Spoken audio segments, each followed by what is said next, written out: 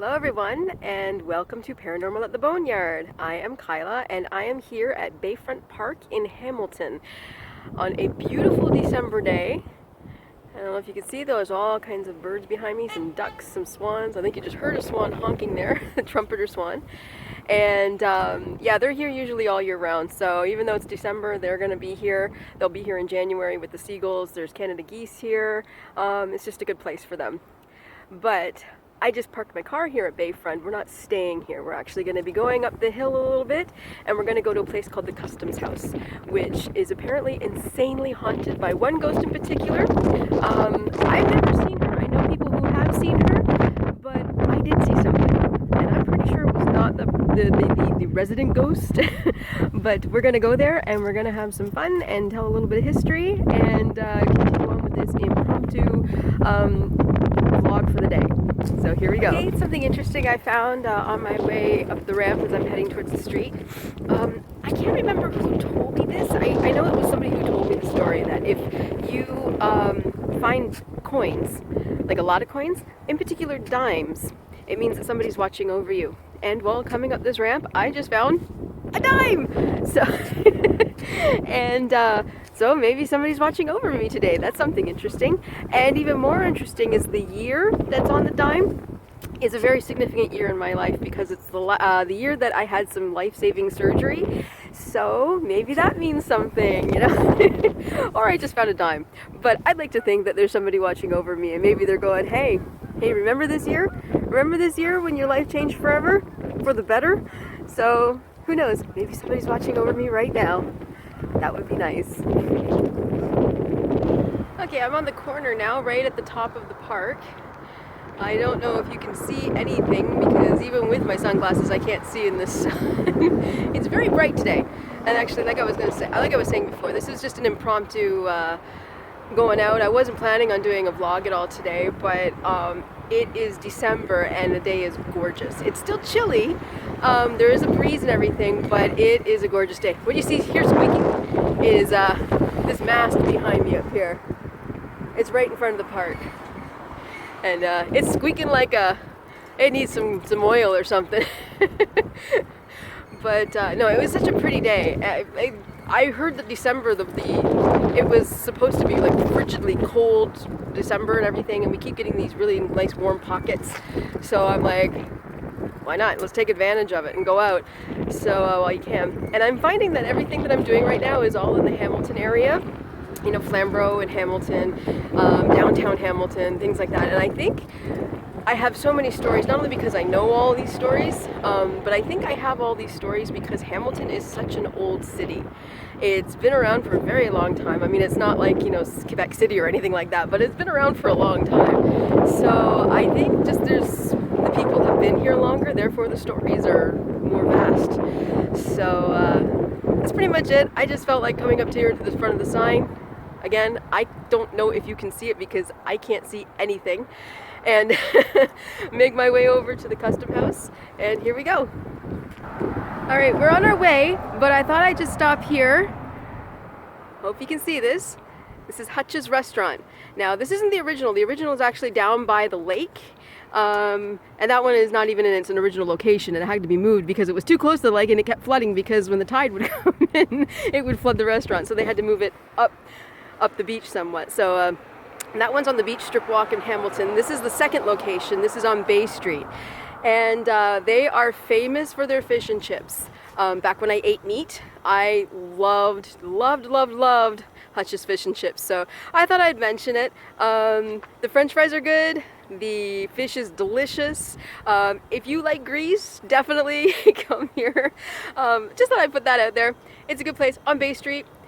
This one's a little restaurant. The one down on the beach itself is actually much larger, and that's pretty much it.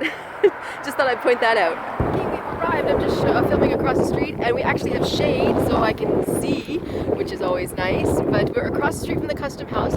I just wanted to look below here. You can't really see it, but there is a railway on this side, right over here on this side, and that is important to part of the story because one of the reasons why the custom house was built was for the railway. So I just thought I'd put that out there. Over there, railway tracks. I think beyond that retaining wall, there's railroad tracks. So they've done a lot of construction. It's a lot different than the last time I was here, so that's good. And we're gonna get going on the custom house right now. All right, is this not the most beautiful building ever? I am in love with this building, inside and out. Out especially. I mean, look at that architecture. I'm a freak for old architecture, so I am totally digging this building. I absolutely love it. And it's in the shade right now, so I'm very happy because I'm going to be getting some still photos after I do this. So I have, as always, I've got some cheat sheets so I get the history right. And I find that amusing because I had said in the very beginning, I think my very first vlog, I'm like, this is not going to be history lessons, so I'm not going to talk about the history. I'm only going to talk about the ghosts. But I don't think you can talk about the ghosts without giving a little bit of a history. So, because they got to come from somewhere. So a little bit of history of the building. It was built in either 1858 or 1860. Maybe it started in 58 and ended in 60. And it is considered one of the oldest federal buildings in Canada. It started out as a federal building. Obviously, it's called the Custom House, so it dealt with customs coming from the railway and from the seafarers, and they had to deal with unions like the Teamsters and things like that. So, for a while there, they were dealing with a lot of customs of stuff coming into Canada at this station right here. So that was pretty cool, I thought, and it went through many changes because it stopped being the custom house and it turned into a school for a while. The Hamilton Board of Education rented the building as a school, and then afterwards it no longer was the whole building. It just became like a home economics place for young women to learn how to sew and cook and I guess, become a good wife or something back in the early 20th century. And so it became like a home economics course place. It was a private residence for the caretaker and his family. While this was a custom house, there was a caretaker who actually lived here. I'm not sure where in the building, but he did live in the building with his family. But as soon as the custom house went down, he had to move out as well. At one time it was a vinegar factory, it was a yarn factory, and then it became a macaroni factory. In 1979, the macaroni factory it closed down, and it stayed closed up for several years actually. So we're gonna let this car go by. So another car coming by. We'll just keep on going. In 1995, after being down and derelict for several years, probably a couple of decades, 1995, the Ontario Workers and Heritage Centre bought the building. In 1996, after they've done some renovations to it, they opened it up as an interpretive centre for workers' history and culture. So it's had a lot of history, and luckily, even through a fire, it did not burn down entirely, so it's still this beautiful, beautiful building. Just wanted to get some close-ups, as close as I can get anyway. This is the beautiful architecture. It's just gorgeous.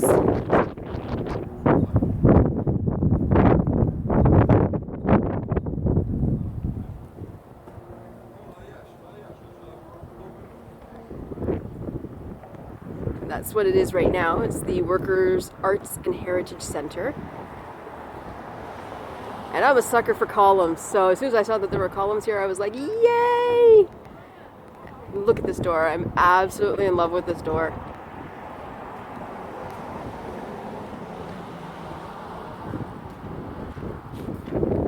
Beautiful door, beautiful archway.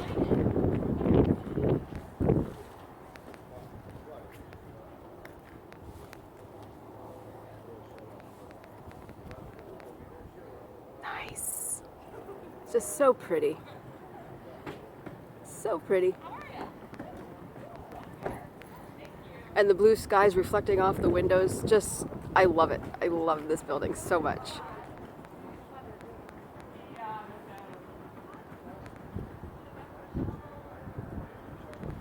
Okay, so we've done a little bit of the history. Now we're going to get to the ghosts. And the most famous ghost here is the Dark Lady.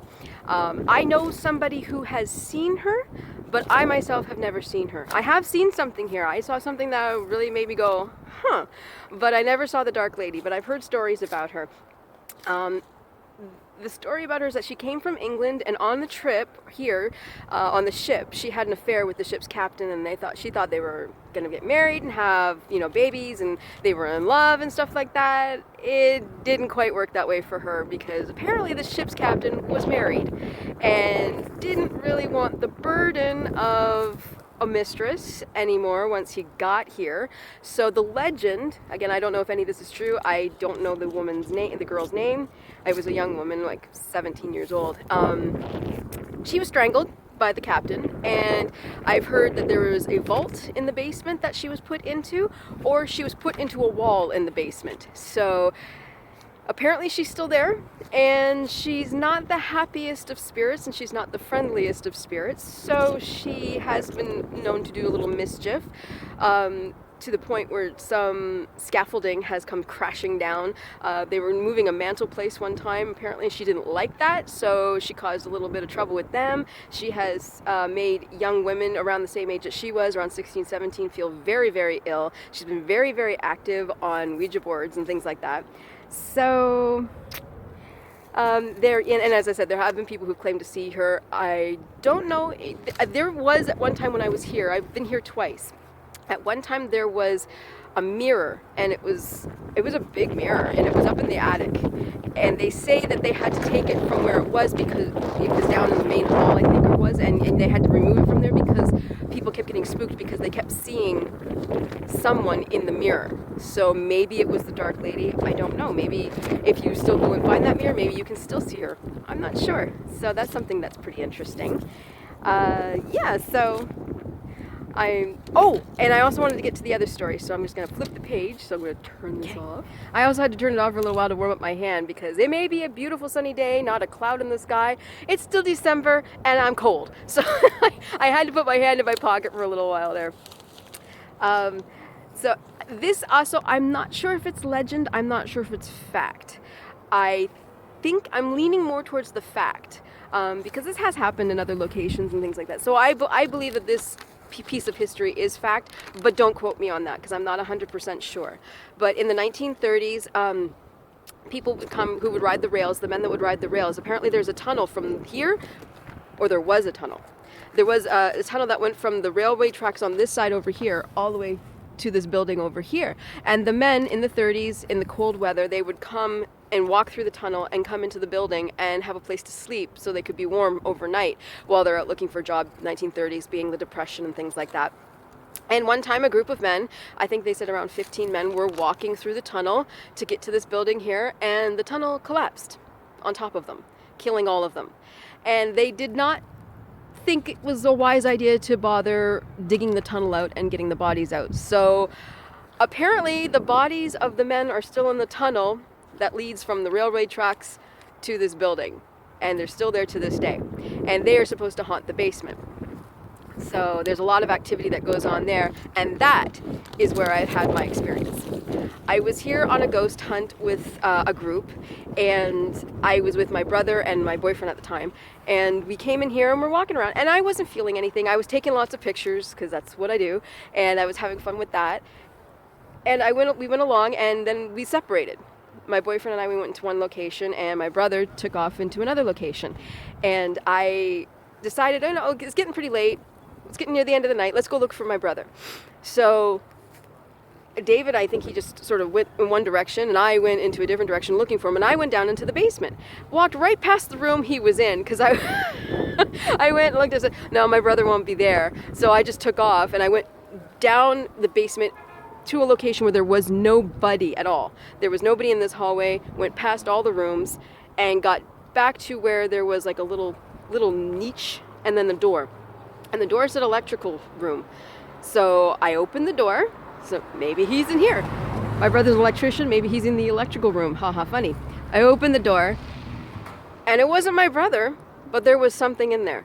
And it was a form, and it was like a cloud in a form, but it didn't have any features. It was just like a shape, and it wasn't like a billowing cloud. It was like kind of like a humanoid form shape, but it wasn't featured. It was featureless, and it was just sort of standing there. And I remember I'm sitting there with a doorknob in my hand, just looking at this thing, going, huh. It's almost like my brain was trying to process what I was looking at. I'm like, was I looking at anything? So I just sort of silently was looking at it. It almost felt like I was looking at it and it was looking at me. So I was like, and I literally was like, huh. And my head kind of tilted to the side, and it sort of went, and I closed the door. my hand's still on the doorknob, and I was like, I reopened the door. And this is the only part that scared me, actually. And it was because of the fast movement.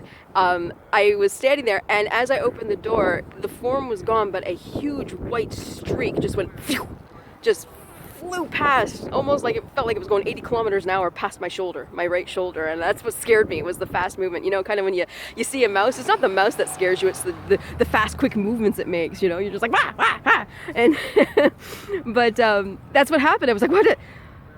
And again, I'm just standing there with the doorknob in my hand. This time I'm looking into an empty room. Clearly my brother's not in there. And I was like, all right. And it wasn't even like a big room. It was almost like a closet with a little hallway that led to whatever's in the electrical room. And I just was like, so I reclosed the door. And that was it. That was my big experience here. But it was pretty damn vivid. Adding to this story was at the end of the night, they asked everybody to group together, and they were like, has anybody had any experiences? And people were putting their hands up, and I was like, well, yeah, I kind of did. And I explained the story, and they're like, what do you mean the electrical room? And I'm like, downstairs with the door at the electrical room. They're like, that door's not open.